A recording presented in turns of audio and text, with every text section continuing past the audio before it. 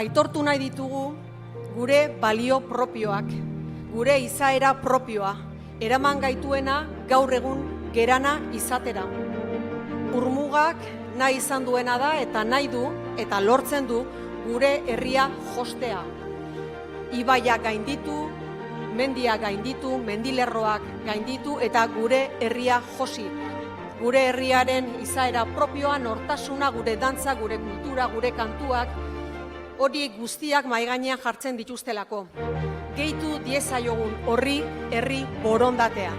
Gure herria josten jarraitzeko.